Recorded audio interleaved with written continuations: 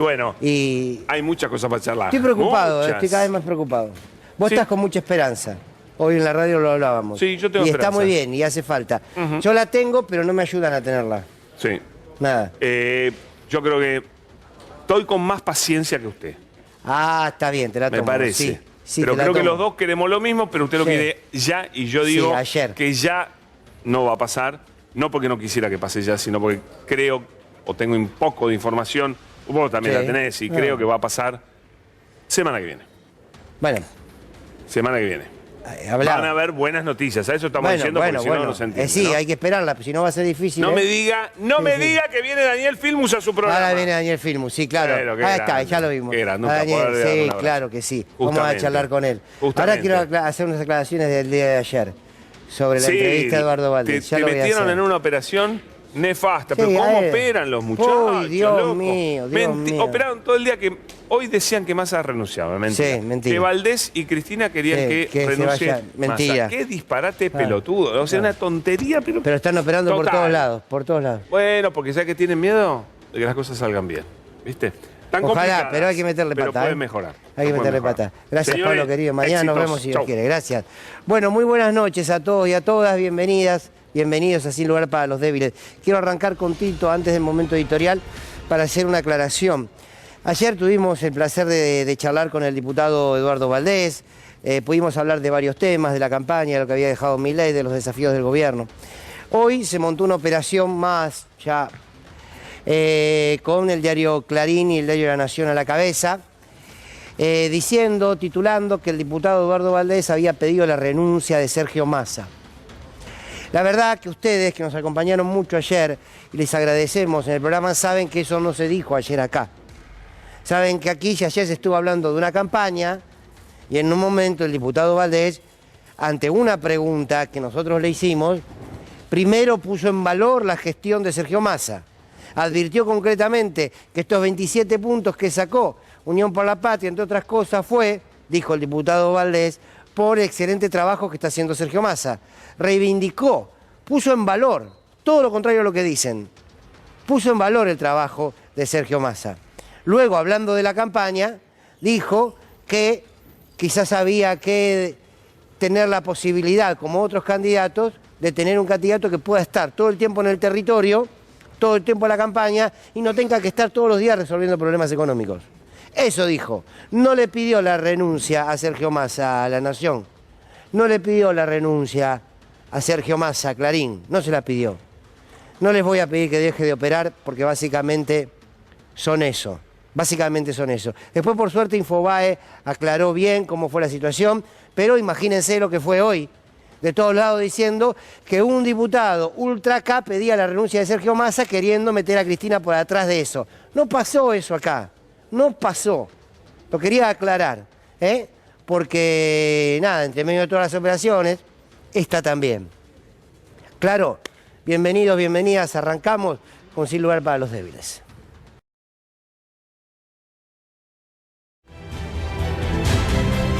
Estamos en tiempo de muchos gritos y de muchos silencios. De gritos que ensordecen, de gritos que no contienen básicamente nada, nada medianamente serio. Y del otro lado, silencios, silencios que preocupan. Desde el resultado de las elecciones parece que hemos decidido que los gritos de Milei ahora valen. Los gritos salvajes de Milei parece que ahora valen. En algunos casos porque mide, o sea, porque ustedes lo quieren ver, porque en otros medios lo quieren ver, y en otros porque parece que no se puede escapar de la agenda que instala Milei. Y la verdad es que no solamente que agota, sino que hacen mal. Los gritos, porque son gritos, literalmente son gritos, las propuestas de Milei, son gritos salvajes, son gritos de guerra, son gritos de destrucción, son gritos de inquisidores, son gritos de aniquilamiento de todo lo que tenga que ver con lo colectivo, que hasta el resultado de las elecciones previo a eso eran gritos que muchos, me incluyo, no les daban tanta importancia. No les daba tanta importancia. Y ahora parece que pasamos del extremo de no darle importancia a creer que la Santa Biblia, el Corán, no sé, lo que quieran. Entonces estamos todos y todas tratando de analizar qué es lo que dice Milei. Y la verdad que discutir las propuestas de Milei, que lo seguimos haciendo, no hace otra cosa que hacernos retroceder 50 años. Yo hoy me preguntaba si debíamos hacerlo o no, si debíamos tomar la agenda que propone Milei, porque sacó 30% de los votos, de un 66% del padrón que fue a votar, el 30% votó a Milei, si debíamos tomar esa agenda. Y una parte de mí, le digo con toda sinceridad, decía, sí, la tenemos que tomar. ¿Saben por qué? Porque no podemos dejar de denunciar las barbaridades que dice. La tenemos que tomar porque no podemos dejar de denunciar lo que puede significar Milei, presidente de los argentinos y las argentinas, para la democracia, para las instituciones, para el derecho. Entonces, uno dice, tenemos la responsabilidad de seguir denunciando lo que dice Javier Milei. Ahora, por otro lado, hay una enorme necesidad de construir una alternativa que evidentemente para la sociedad no es hoy del todo un guión por la patria. No me importa Juntos por el Cambio. Ahora bien, esta dualidad que existe, que muchos de ustedes les debe pasar, no aguanto más que estén hablando de Milei y al mismo tiempo no podés mirar para el costado porque la realidad te pasa por encima, es el nudo en el que estamos. Hoy vamos a estar hablando con Daniel Filmus, precisamente un hombre tan comprometido con la ciencia, con la tecnología, no desde ahora que es ministro, desde hace mucho tiempo, para de alguna manera seguir aportando elementos para que la sociedad toda pueda profundizar acerca de qué significa para un país la ciencia, la tecnología. Es una manera de contestar al otro sector que dice vamos a terminar con todo. Ahora bien, frente a los gritos ensordecedores que nos imponen una agenda a la que no le podemos escapar, están los silencios. Los silencios que son los espacios de la indefinición permanente que le dan de comer a los votantes que terminan abrazándose de gritos que no conducen a nada. Yo no sé si es una estrategia de silencio o si es una estrategia, humildemente, quiero decirles que es equivocada. Quiero decirles que no se le va a ganar a Milei, me puedo equivocar, que no se le va a ganar a Milei diciéndole a los votantes de Milei que Milei es feo, sucio y malo. Se le va a ganar diciéndole al votante de Milei que mañana, en vez de comprar un churrasquito de 670 pesos, como ese jubilado que hoy mostrábamos, va a poder comprar bastante más que eso. Hoy el gobierno tiene que dar respuesta. Yo lo voy a decir, a mí no me gusta pegarle a lo que está en el piso, de verdad. Pero yo no sé dónde está la autoestima del presidente de la Nación. Mire, no le digo ni la política, digo la autoestima. Está por Paraguay y después se va por Europa. Cualquier cosita, revisen el tuit a ver si escribe algo. Es vergonzoso.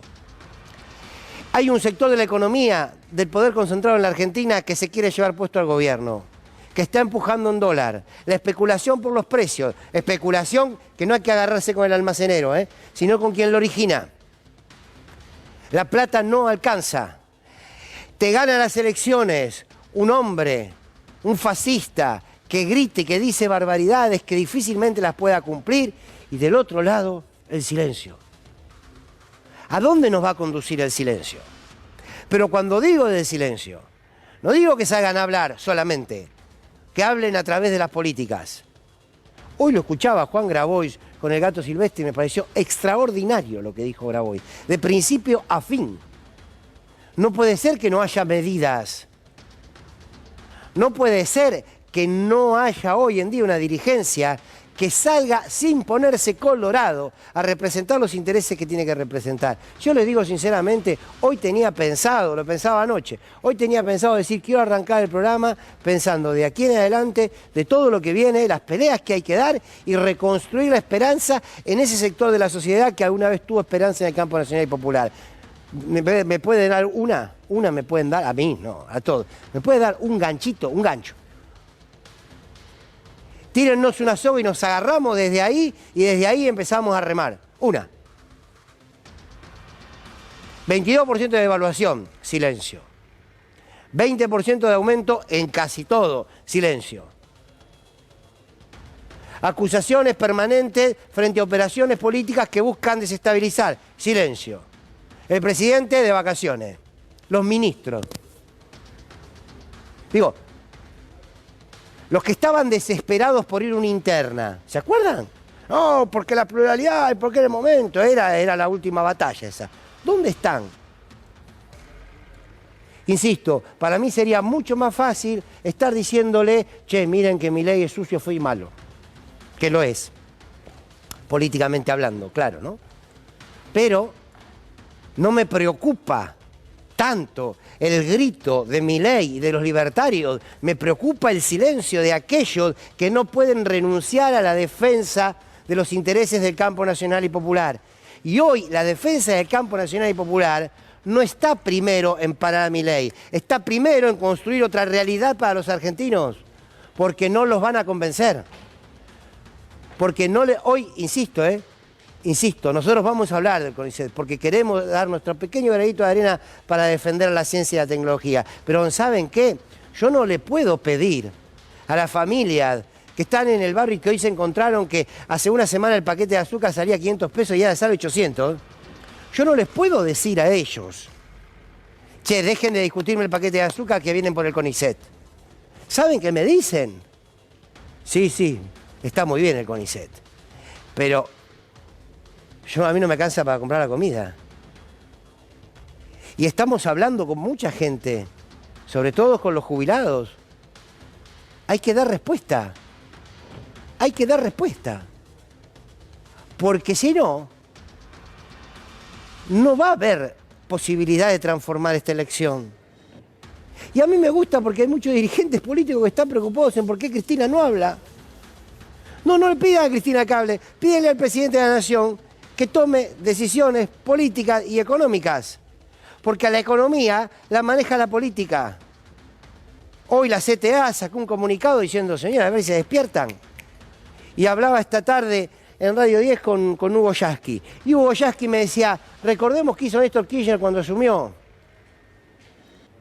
Asumió con la enorme responsabilidad de volver a construir el lazo entre la sociedad, el pueblo y la política. ¿Y saben cómo lo logró? Con medidas concretas. Justamente, hoy está acá Daniel Filmus, me va a corregir si me equivoco, con él viajó a Entre Ríos para solucionar el problema de los docentes. Bueno, a los que lo nombran, menos que lo nombran a Néstor Kirchner, cuando viene bien lo nombran. Bueno, ¿pueden copiar algo? ¿O se va a seguir haciendo política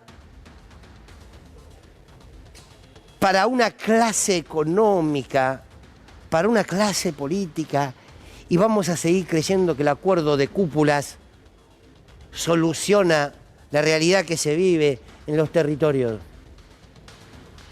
Son políticas concretas, es un accionar concreto, ni más ni menos. Lo escuchaba Juan Grabois, que decía, hay cosas que con otros gobiernos, que con otros liderazgos del peronismo, por supuesto, no pasaban. No pasaban. Yo pregunto, insisto, y muchos pretenden que nosotros desde aquí hagamos campaña. Che, no le peguen más al gobierno, que hay que juntar votos. Bueno, empiecen por hablar si quieren juntar votos. Empiecen por hablar, empiecen una medida, qué sé yo, plata en los bolsillos de los trabajadores, por ejemplo, en vez de preocuparse si desde los medios de comunicación nos portamos mejor o peor con los que simpatizamos o no políticamente. Ahora digo, de verdad que en este estado de silencio, de falta de decisión política y de acción política, ¿se puede revertir algo? Basta de sociólogos, con todo respeto, Jorge Elba, Nahuel Sosa, basta de sociólogos, basta de periodistas, basta de filósofos que analizan ¿cómo es? El fenómeno de Milei. El fenómeno Milei es el fenómeno de la desilusión en un ser humano.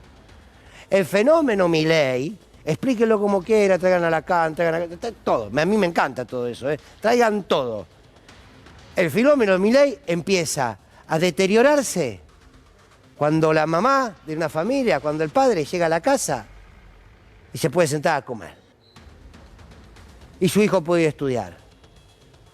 Está mal la cosa. Ahí se acaba el fenómeno Milei. Bueno, ya está, suficiente.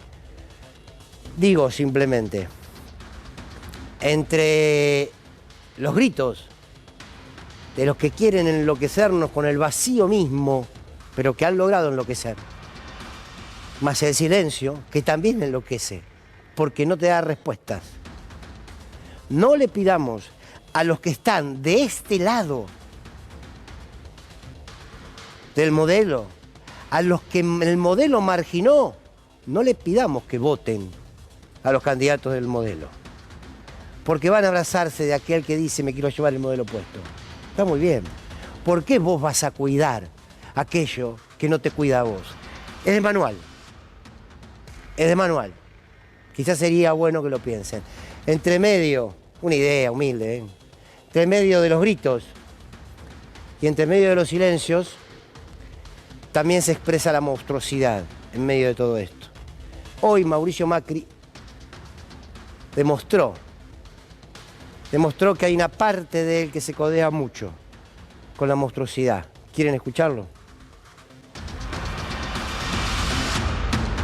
Este tipo de conducción, sobre todo de lo público, requiere de ese tipo de coraje de decir que no y bancar, ¿no?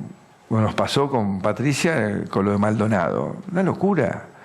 De golpe pasa esto, ustedes consumen todos los desastres que nos pasan a nosotros, ese artesano desaparece y la primera hipótesis fue de entrada, se fue abogado por los ríos de la Patagonia Argentina, espero que hayan tenido la oportunidad de ir, porque es un lugar maravilloso, son bravos, ¿viste? No es para cualquier salame distraído cruzar un río, por más que tenga 10 metros de ancho, te lleva, ¿viste?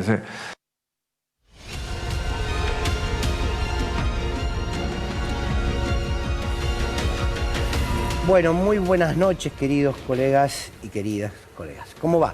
Bueno, hola. Hola, ¿cómo le va? ¿Qué? Los colegas son ellos y yo soy como una cosa aparte que merece un hola, digamos. Sí. Bueno, le pero agradezco. no una cosa aparte, pero usted siempre marca la diferencia. Le agradezco tanto. Pasa lo mismo con usted. A ver, no sé por dónde quieren empezar. Me parece que los dichos de Macri hablan por sí solos, ¿no? Sí, yo empezaría por lo último que dijo Macri. No es para cualquier salame, está hablando de una persona que falleció, pero que además fue asesinado. Por otra parte, referido un poco a lo que te hablabas recién en el editorial, yo creo que hay que hacer una distinción que es clave para analizar este shock, este trauma que está viviendo una gran parte de la sociedad referido a las elecciones de las PASO. Una cosa es Milei y otra los 7 millones de personas que votaron a Milei. Hay que dividir los tantos. Tratar de escuchar a esas 7 millones de personas no significa de ninguna manera reivindicar a un sujeto que tiene problemas psiquiátricos indudablemente como Milei y que además es un ignorante como lo ha demostrado en relación al CONICET. Digo, porque si en realidad confundimos estos dos planos y pensamos que tratar de entender el voto de 7 millones de personas implica necesariamente justificar las barbaridades de Milei, le estamos chingando mal porque no vamos de ninguna manera a poder entender qué es lo que está pasando. Y lo que está pasando simplemente es que hubo durante 8 años 2 traiciones al contrato electoral. Primero el de Macri y después parcialmente, obviamente no con la gravedad que lo hizo Macri, también en el caso de Alberto Fernández. Y hay un sector de la sociedad, efectivamente, que compró el discurso de la novedad, del cambio vacío, mentiroso, falaz, de Milei, porque está cansado y está hastiado de que le mientan de alguna manera y no que cumplan con los compromisos electorales asumidos. En ese sentido, y además que dispuso un enemigo. El enemigo es la casta, por supuesto que es una barbaridad, pero ese enemigo es claramente entendible en la simplicidad de un montón de gente que lo que quiere es no que le hablen siempre del Fondo Monetario, que a lo mejor no entiende cuál es su implicancia cotidiana, sino que le hablen de la carne, del salario, del laburo y de la seguridad. No estamos hablando de eso. El frente de Unión por la Patria no está hablando de estos 4 temas, está hablando obviamente de los grandes problemas estructurales que la gente no entiende. Ana. Sí, me detengo un cachito en referencia a lo que decía Mauricio Macri hoy en Uruguay, viste que parece que sale al país y empieza a desfachatarse y decir cualquier barbaridad. Lo que dice hoy es perverso, también ha sido perversa Patricia Bullrich, también ha sido perversa Carrió, digo, un montón de estos representantes de Juntos por el Cambio lo han sido. Y no podemos dejar de lado, y lo menciona Sergio Maldonado cada vez que puede, la connivencia de la justicia en referencia a sacar todo lo que tiene que ver en referencia a Santiago Maldonado en época electoral. La semana pasada sobreseyeron a 4 de los gendarmes también implicados. Él menciona y hace un recorrido perfecto, quien tiene la posibilidad de escucharlo, de todas las veces que hay un periodo electoral, como la justicia avala algo que tenga que ver con limpiarle la imagen a Juntos por el Cambio. Eso también es perverso. Esa justicia también es perversa, igual que Mauricio Macri hoy diciendo lo que dijo en Uruguay. A ver, creo que el general decía que entre un tonto y un malo, él se quedaba con el malo, porque había visto muchas veces un malo volverse bueno, pero nunca un tonto volverse inteligente. El problema es que acá tenemos gente que son tontos y malos al mismo tiempo. Digo, esto nos impide un trabajo político. Pero yo creo que lo peor es sacarnos de encima la mochila. Cuando digo sacarnos es el peronismo, ¿no? Sacarnos de encima la mochila de responsabilidad. La del 83, con la fórmula del doctor Boluder y ¿cómo se llamaba el gobernador de Chaco? Vittel, vino lo de Menem después. Digo, en el 2003, con la llegada de Néstor, se reconstruyó nuestra idea del peronismo, la idea de muchos, y además se incorporaron los jóvenes. Cuando termina el segundo gobierno de Cristina, volvimos a hacer lo mismo, volvimos a conspirar para adentro, porque convengamos que las cifras estas, la pérdida de 10 millones de votos, solo se explica por mezquindades de sectores o individuos. Y si no lo decimos claramente, no digo casa de brujas, aquel, pero sí acordémonos y digámosle, miren muchachos, Perón decía, cuando alguien se equivoca, puede hacerlo bien intencionadamente, entonces que el compañero hágalo de vuelta. Cuando lo hace de mala leche, es el compañero, usted no está más seca. Creo que algo de eso ha pasado y lamento mucho, me entristece. Mariano. Buenas noches. Yo no me detendría particularmente demasiado en la inhumanidad de un personaje siniestro como Mauricio Macri, bastante con que nos haya gobernado estos últimos, de 2015 a 2019. Sí me detendría un poco más en cómo se está desarrollando la campaña electoral. Tengo toda la impresión de que Unión por la Patria todavía no terminó de asumir el golpe que representó el resultado adverso y muy por el contrario, me parece que Milei está, sea de manera intuitiva o de manera coachada, lo desconozco, pero claramente está conectando con su público. Porque si hay algo que no es el público de Javier Milei, son los científicos del CONICET ni sus entornos familiares. Con lo cual, hablar de ese tipo de cosas a un personaje como Milei le resulta costo cero y es pura ganancia. Muy distinto de un gobierno que no atina a encontrar su público, que cuando lo encuentra no sabe tratarlo bien, y que además, obviamente, haciendo la salvedad de que tiene la responsabilidad de gobierno que Milei no tiene, insiste en responder en el plano discursivo ante alguien que no está hablando con un discurso, está gritando y está diciendo barbaridades. De nuevo, pura ganancia porque la cancha se corrió definitivamente hacia el lado de Javier Milei y todos están jugando con las reglas de Javier Milei. Sí. Y pérdida y agravamiento de la situación electoral, sobre todo para Unión por la Patria. ¿Atilio? Sí, me saco los anteojos. Sí, Atilio, por eso te dije Atilio. A mí me llama la reflexión que un pelotudo que no puede hacerse la señal de la cruz varias veces en actos oficiales, que ha tenido, no es un chico de 6 años, porque si no, no hubiera sido presidente, y nunca pudo hacérsela. Diga que un tipo que murió asesinado por su gendarmería es un salame que no puede atravesar 50 centímetros de agua. El mismo pelotudo que jugaba golf mientras los parientes de los 40 del submarino estaban ahí reclamando algo de atención, que les dijeran dónde estaban, si estaban, etc. Yo creo que ese pelotudo lo que debería hacer es pedir disculpas y no seguir adelante. Y después, si me permiten, engancho 2 en una. Uno de mis gorilas favoritos, que es el señor Borges, decía que la democracia es un abuso de la estadística. Es decir, no nos asustemos. Que mucha gente esté equivocada no significa que esa sea la verdad.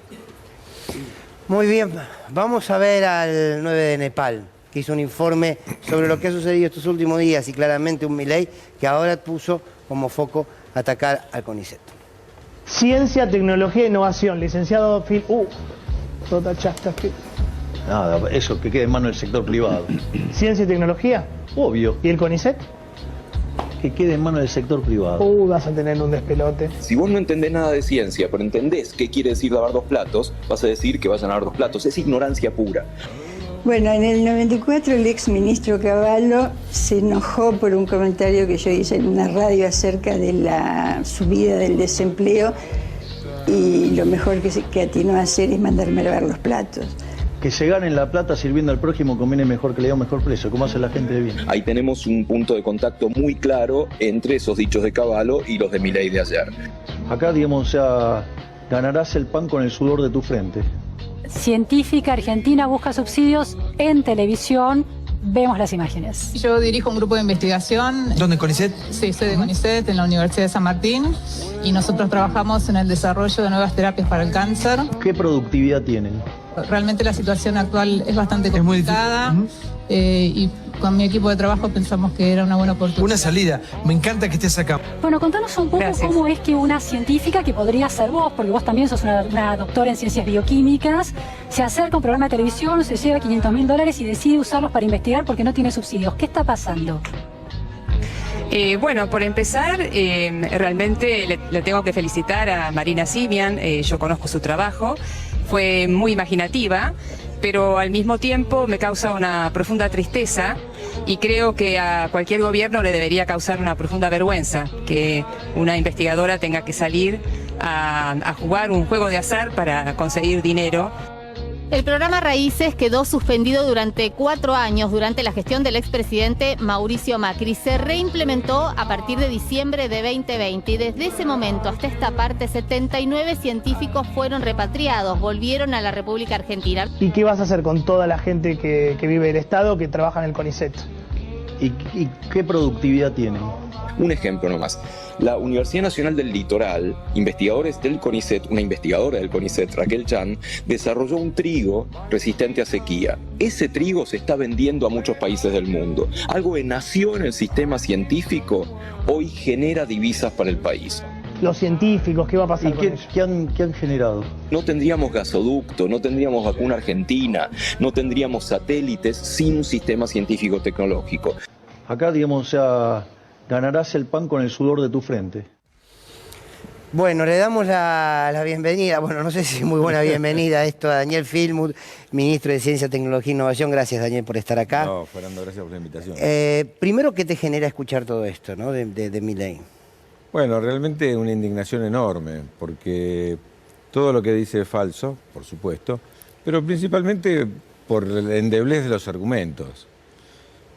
Él plantea, queremos ser como los países libres, y elige un conjunto de países, Corea, Israel, Estados Unidos, como ejemplo, los países europeos. Todos esos países invierten por lo menos 4 veces más que la Argentina hoy en recursos públicos en ciencia y tecnología. Mira. Ahora, esos mismos países que son los que invierten en ciencia y tecnología son los que, nos dirían a nosotros, no inviertan en ciencia y tecnología. Porque dirían, ustedes tienen que producir materias primas. ¿Por qué se van a poner ustedes, por ejemplo, a elaborar baterías de litio? Si nos pueden vender el litio, nosotros las elaboramos y después se las vendemos. Claro. En todos los aspectos, lo que esos países piensan, y lo mostraron en la pandemia, es que el monopolio del conocimiento de la ciencia y la tecnología llega a un extremo que puede definir la vida y la muerte de la humanidad. Todos estuvimos mendigando vacunas a esos países que tuvieron la capacidad científico-tecnológica, que dice que es improductiva Milei, para poder generar vacunas que nos salvaron. Y Argentina ha sido uno de los países que, en primer lugar, gracias al desarrollo de nanotecnología, vos y todos los que están acá seguro usaron el barbijo del CONICET. Sí. Porque todos teníamos la garantía que era del CONICET. Sí, señor. Ese barbijo es nanotecnología, ¿no? Pequeñas partículas de cobre vinculadas a la industria textil. ¿Quién lo fabricó? Una pyme. Pero después no teníamos kits para detectar el COVID. Porque no nos vendían los países centrales y acá nos criticaban, nos mataban. Sí. Bueno, hasta que los científicos del CONICET y de las universidades de San Martín, de La Plata, del Litoral, hicieron los kits para detectar el COVID y lo pudimos tener. Los primeros los fabricó YPF, porque no teníamos una empresa que lo fabrique, hasta que hubo pymes que se pusieron a fabricarlo. En pocos días, si te doy medio una primicia, en pocos días estamos terminando la fase 3 de la prueba de la vacuna contra el COVID. ¿Cuánto importa a Argentina en vacunas? 450 millones de dólares por año.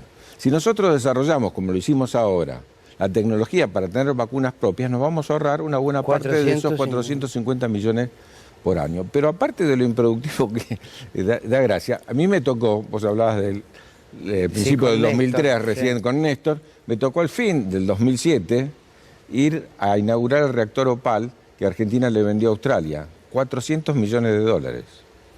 400, la venta de tecnología más grande de Argentina en la historia y la compra de tecnología australiana más grande. Ahora, esa venta, el 2007, significó que el año pasado el INVAP gane el concurso para hacer algo similar, mucho más complejo, en Países Bajos por 200 millones de dólares. Y yo estuve este año en la India inaugurando también del INVAP y de la Comisión de Energía Atómica un centro de procesamiento de radioisótopos, 35 millones de dólares. Me acaba de llamar el presidente de Bolivia para acompañarlo a inaugurar el tercer centro de medicina nuclear. Ya inauguramos 2, me tocó acompañarlo, que el INVAP le vendió por 45 millones de dólares cada uno. Claro, si no tenés esta industria, lo que vas a rezar es que llueva, porque tu única posibilidad es tener productos primarios que te dan la naturaleza. ¿Trabajo para cuántos dan? Ahora, lo decía recién Diego Lombeck muy bien, hablaba del HB4, pero vamos a hablar de millones de cuestiones. La ciencia argentina es no solo que vos avanzás en los umbrales del conocimiento para saber más, con todos los dilemas éticos que en algunos casos para los que vieron la película, ¿cómo es el...? Bueno, hasta que se acaba de... Ahora me recuerdo... Oppenheimer, exactamente. La ciencia avanza enormemente, sino que es la única forma de tener un modelo de desarrollo alternativo. Y te voy a explicar por qué toma el CONICET. Es el 0,31% del PBI, no existe. No existe. No es que tengo que hacer ese ajuste. Bueno, ¿sabes qué pasa? Es el modelo de desarrollo que te genera tener ciencia y tecnología propia. No quiere eso. El momento de quiebre de la ciencia argentina, que tuvo 3 premios Nobel en ciencia dura, fue la noche de los bastones largos. 1.300 científicos nuestros, muchos de la Universidad de Buenos Aires, se fueron del país y crearon la ciencia en todo el mundo. Pero también, ¿sabes por qué creo que puede decir Filmus? Y ahora sumamos a mis compañeros. Puede decir esto que dice Milei también, porque mayoritariamente mucho del trabajo que ustedes hacen no se conoce, ¿no? Digo, y también con una realidad social donde hay otras urgencias, mucha gente te termina diciendo, bueno, ¿cómo querés que defienda el CONICET? ¿Por qué? Porque lo ve lejos, parece que, ¿no? La idea de las películas, ¿no? Los científicos alejados, un lugar cerrado, que no tienen nada que ver con nuestra cotidianeidad, ¿no? Me parece que sobre ese territorio también trabaja. Sí, un poco en referencia a eso que vos estás diciendo, Fer, estaba pensando qué se puede hacer de alguna manera para blindar al CONICET o todo lo que tiene que ver con la investigación en Argentina, porque pareciera ser que cada vez que llega un gobierno de derecha arrasa o intenta arrasar con lo que tiene que ver con la investigación, con la ciencia. Ya lo vimos lo que hizo Macri durante sus 4 años. Digo, ¿cuál es la batalla que hay que dar para que salga la gente a defender básicamente todo esto que es tan primordial para el futuro? Bueno, te voy a decir 2 cuestiones. En primer lugar, una de las cosas que sí se hicieron tiene que ver con las leyes que se aprobaron estos 4 años. Por ejemplo, la Ley de Financiamiento de la Ciencia y la Tecnología. Cristina llevó la inversión en ciencia y tecnología al 0,37. Cuando yo asumí en el 2003 era el 0,17. Si lo llevó al 0,37 del PBI, Macri lo bajó al 0,22. Ahora hay una ley que dice que nosotros tenemos que llegar al 1%, que es más o menos el promedio que tienen los países centrales de inversión pública en investigación, al 2030, y todos los años tenemos que ir incrementando. Esa ley se votó por unanimidad. Pero a su vez hay 2 leyes más, la Ley de Economía de Conocimiento y la Ley de Bio y Nanotecnología, que generan la posibilidad de articular la inversión pública con la inversión privada. Para que tener una idea, la tercera exportación de Argentina el año pasado es la economía del conocimiento. 7.000 millones de dólares. 7.000 millones de dólares. Es eso. Ahora bien, yo discuto todos los días con nuestros científicos, soy investigador del CONICET, pero discuto todos los días con nuestros científicos la necesidad que tenemos de llevar aún más a la sociedad cómo cada uno de los desarrollos que se realizan significan 3 cosas: avance en el conocimiento, resolución de los problemas concretos que tiene nuestra gente y soberanía. Son 3 temas fundamentales. Claro que hace falta generar conciencia. Sin embargo, cualquier encuesta, desafío a que una encuesta diga cuál es el sector más prestigioso de la Argentina, no son los políticos, no son los militares, no es la justicia, son los científicos. La pandemia nos sirvió, a pesar de todo el dolor que nos causó, para colocar a la ciencia en un lugar central. Y todos sabemos que estamos acá sin barbijo y podemos estar tranquilos porque hubo vacunas. Hay países donde ganaron los terraplanistas, los antivacunas. En la Argentina no, en la Argentina una conciencia muy importante, nuestro pueblo se vacunó y le dice gracias a la ciencia por lo que hizo. Y quiero decir una cuestión más, hay ciertas enfermedades, voy a mencionar algunas, el dengue, por supuesto, el Chagas, y varias enfermedades más, la fiebre hemorrágica, que solo hay en esta región. Así que nadie las está investigando en otro lugar del mundo. O sea que nosotros tenemos... Macri cerró la única fábrica que teníamos de vacuna de fiebre hemorrágica, ¿sí? Que estaba en Pergamino. La cerró y quedaba un pequeño stock cuando nosotros asumimos y hubo que reactivarla. No se fabrica en ningún otro lugar porque es una enfermedad propia de la Pampa argentina. Lo mismo que, como Galmarney, que está trabajando en la Fundación Leluar, y en tantos otros lugares más, con un kit para la detección del dengue, que hemos visto estos días, hace poco, el golpe que significó para la salud de nuestra población. Jorge. Sí, no, ¿sabés lo que quiero tomar lo que decía Daniel referido a lo que está de alguna manera en la mente colonizada de gran parte de la derecha argentina, cuya expresión más brutal es Milei? Este país desarrolló, hizo un desarrollo misilístico en la década del 80, en la época básicamente de Alfonsín, etc. Y desde Estados Unidos llamaron para suspender el Cóndor porque implicaba demasiado desarrollo tecnológico misilístico y Menem lo dio de baja.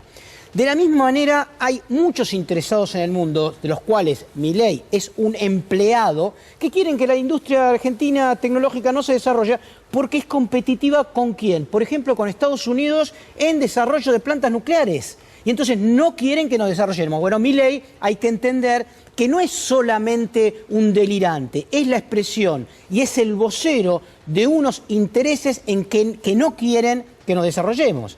¿Cómo lo ven? Pero decir, el empecinamiento argentino hizo que ese lugar, que fue cerrado, como decís vos, por orden de Estados Unidos, porque eran lanzadores con combustible sólido y podían llegar a ser misiles, y con toda esa preocupación, se transformó en CONAE. Claro. Y hoy nosotros nos podemos comunicar y llegar a todos los que nos están viendo porque hay satélites argentinos y porque Starsat, que se creó en la época de Néstor y Cristina, y porque CONAE desarrolló los SAOCOM, que también son satélites de otro tipo de observación de la Tierra y de imágenes de la Tierra, que Argentina es el único país, me tocó a mí en la India, vender esas imágenes. Argentina está en condiciones de vender imágenes porque tiene sus propios satélites y el próximo, que es el Sabiamar, están en ese lugar. Eso tiene que ver con la soberanía. Pero totalmente. Bueno, ustedes lo vieron, digo, aparte de hablar de los extraterrestres, acaba de venir el administrador de la NASA aquí a la Argentina. ¿Qué fue lo que dijo? Él venía por un día a ver. Se quedó 5, fue al INVAP y dice, no puedo creer lo que hay en INVAP. Vino a Córdoba conmigo a ver la CONAE. Dice, realmente ahí fue, bueno, hagamos proyectos juntos. Él había escuchado hablar, no había visto lo que viene en este país. Realmente Argentina, para el nivel que tiene una competitividad en el punto de vista científico-tecnológico enorme. La calidad de nuestros científicos es enorme. ¿Cuántos científicos tenemos en el CONICET? Porque pareciera ser que 12.000. No es nada, porque quiero decir, es casi simbólico porque aparte del CONICET vos tenés la CONEA, que es nuestra energía atómica, el INTI donde está la tecnología industrial, el INTA donde está la tecnología agropecuaria, tenés el INIDEP donde está las investigaciones de pesca, tenés un conjunto de instituciones científicas de altísimo prestigio y que nos colocan a nosotros en el único lugar de la mesa chica de discusión. En el tema nuclear, voy a hablar del CAREM. Quiero decir 2 palabras, vos dijiste bien, hay solamente 2 reactores nucleares modulares, pequeños, que se están construyendo en el mundo. Hay 60 proyectados, hay 2. Y el más avanzado, bueno, está el de la General Electric en Estados Unidos y está el CAREM en la Argentina, acá en Lima.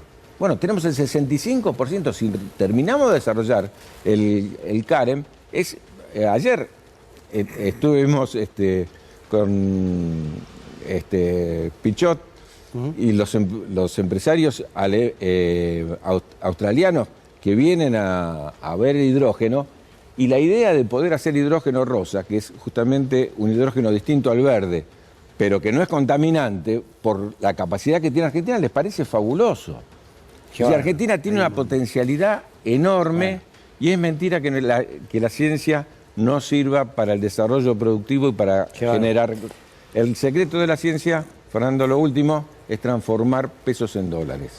Si no, la única forma que tenemos de tener dólares, ¿sí?, es con los recursos primarios que ocupan muy poca gente en el trabajo. Mariano. ¿Qué tal, ministro? Tengo la sensación de que, lo hablábamos al principio del programa, que Milei se ha mostrado exitoso imponiendo temas sin costo, de los cuales habla sin mayor inconveniente, y que de alguna manera todo el dispositivo ligado al oficialismo se ve obligado a salir a responderle rápidamente, gastar horas de campaña, etcétera, etcétera. Y pensaba de alguna manera en lo siniestro que es que tenga que contestársele a Milei sobre el valor económico, si se quiere, de la ciencia argentina, cuando deberíamos hablar de otra cosa. No tiene por qué tener un correlato inmediatamente económico. Pero en realidad la pregunta mía viene al siguiente punto. Parece incapaz el gobierno de ubicar una agenda propia para introducir en esta campaña. Permanentemente está a la defensiva, permanentemente está respondiendo barbaridades y por lo tanto, de nuevo, como decíamos hace un rato, entrando en el terreno que le propone Milei. No estoy de acuerdo con que este será el terreno que nos propone Milei. Yo creo que es claramente el terreno que nos conviene a nosotros. Estos son los temas que tenemos que discutir. Digo que es simbólico lo de ciencia y tecnología, porque lo que estamos discutiendo es un modelo. ¿Es un país con ciencia o sin ciencia? Ese es el elemento central. Acá Milei, hoy ya lo escuché hace un ratito entrando acá, en otro canal diciendo no es privatizar. Yo voy a crear una secretaría para las ciencias duras, van a seguir siendo públicas. Lo acabo de escuchar. Hoy, los mismos que destruyeron el CONICET, bajaron el presupuesto del 37 al 22%, que no podían entrar investigadores al CONICET, hoy salieron a defender rápidamente al CONICET porque es un tema en el que pierden, porque hace a la estructura fundamental de un modelo de desarrollo del país. Vos tenés modelo de desarrollo del país que solo van a producir productos primarios y que solamente van a tener especulación financiera, que ese va a ser su lugar en el reparto del trabajo en el mundo, o vas a tener países como la Argentina que tienen la capacidad, las condiciones y la tradición y la calidad en su gente como para poder investigar y dar la disputa en los temas en donde hoy se define la soberanía del mundo. No se define con las armas, se define puntualmente con el desarrollo científico-tecnológico. Yo creo que acá pisó el palito, Milei. Cree que se puede decir cualquier cosa. Yo lo privatizo. No, los mismos privados van a defender el CONICET, porque lo decía también Diego ahí. Es Bioceres la que trabaja con el trigo HB4. Los barbijos los hizo una pyme. Todo el trabajo que hace el CONICET tiene sentido si después hay transferencia de tecnología a empresas, porque nosotros no podemos producir desde el Estado las cosas, y si se articula con las empresas. Por eso esas dos leyes que yo hablaba, en la de economía del conocimiento, es 10 veces el presupuesto del CONICET, esa ley este año. ¿Y qué hace? Fomentar la inversión privada para que articule con la pública. Ley de bio y nanotecnología, la aprobamos en el 2007. La ley del software, que hace que tengamos la tercera exportación, la aprobamos en el 2004. Fue una de las primeras medidas de Néstor. Cuando todavía se hablaba de esto como una utopía hacia el futuro, hubo una mirada, todavía estaba Lavagna en aquel momento en el Ministerio de Economía, hubo una mirada de Néstor, decir cuáles son los sectores de punta que van a tener desarrollo en el futuro. Y los puso, por eso también puso la ley de financiamiento de la educación. Y perdóname que te diga, y se equivoca Milei si cree que es un negocio hablar de que la educación tiene que ser privatizada.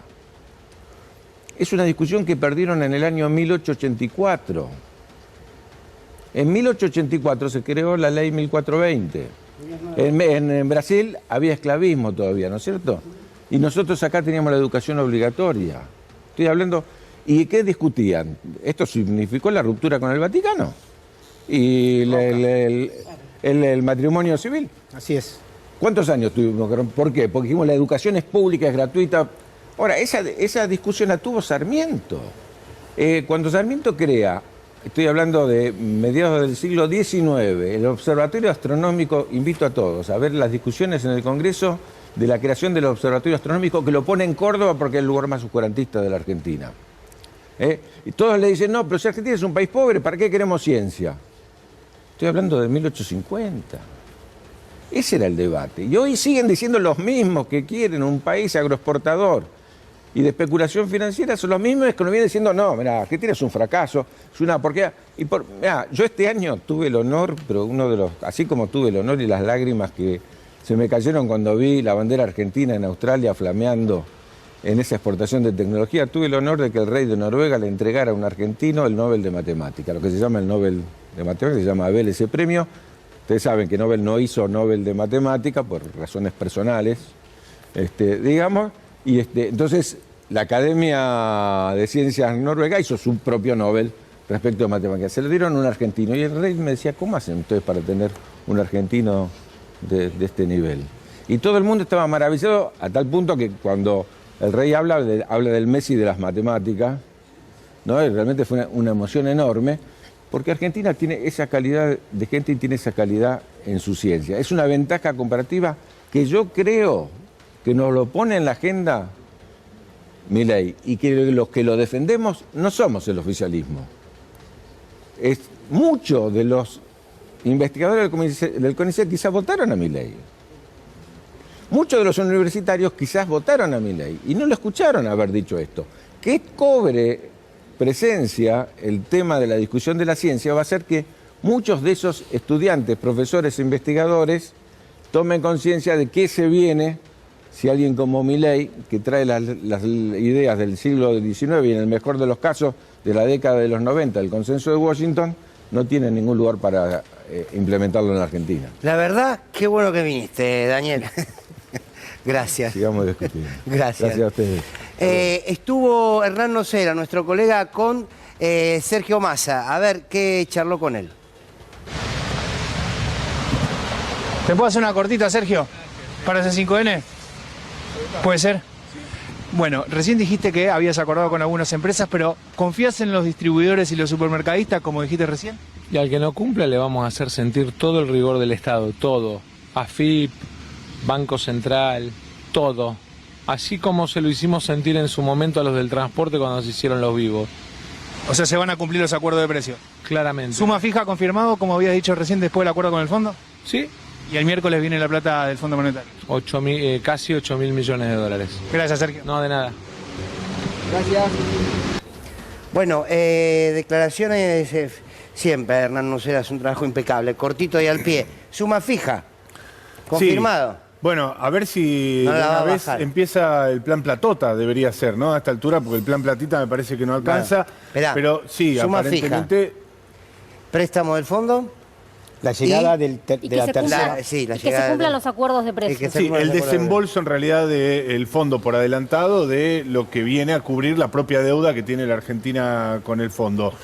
Exactamente. Bueno, por lo pronto lo de la suma fija me parece que por primera vez, junto con algunas cuestiones de los acuerdos de precios, que son, pensemos, a diferencia del otro, son mucho más a la defensiva. También la suma fija es una herramienta defensiva, si se quiere, pero quizás más palpable para la economía doméstica de cada uno de los trabajadores. Primera medida que probablemente venga en el corto plazo a auxiliar al gobierno en una situación compleja de esta campaña electoral. ¿Qué busca la suma fija, por lo menos en lo que se ha conversado hasta ahora entre el gobierno y la CGT? Bueno, por supuesto lo que tiene que ver con poner un nuevo umbral de ingresos que esté en línea con la canasta de la pobreza. Hoy sabemos que esa canasta al mes de julio estaba cifrada en 232.000 pesos, peso más, peso menos, y sabemos que el salario mínimo vital y móvil está a una distancia de ese número, está en 112.000 pesos. Por eso la idea es ir a aquellos convenios colectivos formales y a aquellos trabajadores, por ejemplo, del empleo municipal, que estén por debajo de la canasta de la pobreza a través de alguna medida de carácter vinculante. Entendemos que será un decreto. Saludamos a nuestros amigos y le agradecemos a nuestros amigos de Cerveza Federal, Cervecería Federal. Una cerveza bien hecha de verdad. Bueno, muy bien. Nos vamos. ¿No te puedo leer el cuento? ¿No llego a leer el cuento? Bueno, lo voy a guardar para mañana. Bueno. Hace 2 días que estoy con el cuento del indio Zavala. Se lo está haciendo desear. Es el cuento del chino, me Y parece. hay algo de Luis Miguel. Sí, pero creo que no entra. Lo que le voy a pedir es esto a todo el mundo: aparición con vida de Alberto Fernández. No, chao. Dios. No, es un ancla. El tipo este es un ancla. ¿Me entendés? Pero es Remamos facha, man, nosotros. es facha, todo el man. programa remamos, queremos tratar de llevarnos bien con todo y el tipo tira el ancla para abajo. Hasta mañana. Muchas gracias por acompañarnos. Chao. Chao.